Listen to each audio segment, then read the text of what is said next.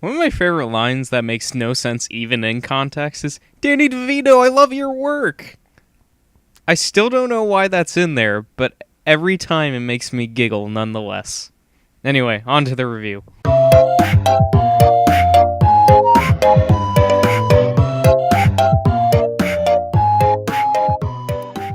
So Mean Girls is about mean girls in high school.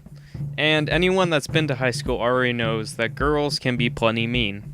So the story follows a girl named Katie. Oh wait, it's Katie. Played by Lindsay Lohan, as she goes to American public school for the first time. She ends up in a plot to ruin the life of the leader of the popular girls, named Regina George, who's the main antagonist of the movie, played by Rachel McAdams. So the acting in the movie is really good. Everyone has good comedic timing, and they play off each other rather well. The movie's main characters do a great job, McAdams being soulless and evil, and Lohan being innocent and eventually changing into something else by the end. Also, this is Lohan at her prime, before she became crazy, got imprisoned, and looks really scary.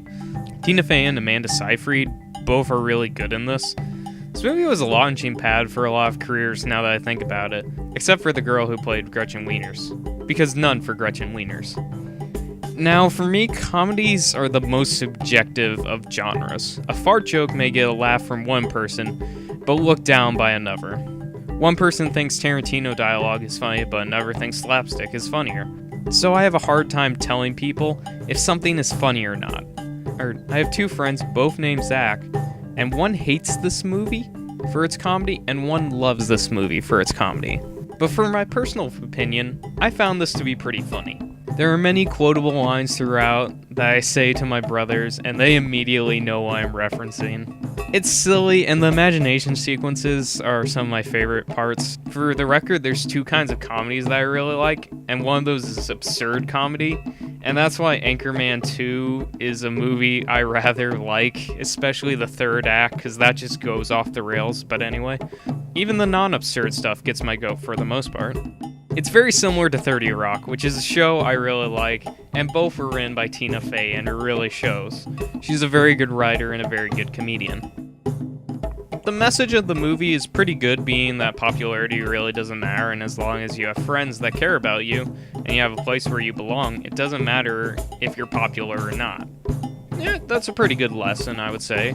Too many teens get stuck on the, popularity is the most important thing kind of train. I rather enjoy this movie, and the movie quality in terms of acting and production is pretty good. If I had one gripe, it would be certain characters just seem to be forgotten partway through.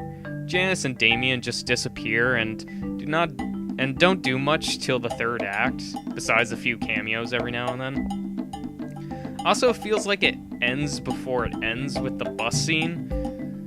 But besides that, those are minor gripes. It's solid, so I gave it an 8 for enjoyability, and I'll give it a 7.5 for quality. It's not really artistic at all, but few comedies are. Alright, for the next review, I plan on doing Hansel and Gretel Witch Hunters, which I'm sure will be great. As per usual, like and post comments of what you want me to watch next on Netflix.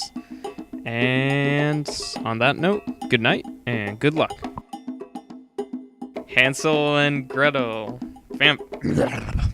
For the next one, I'm doing Hansel and Gretel Vampire Hunters.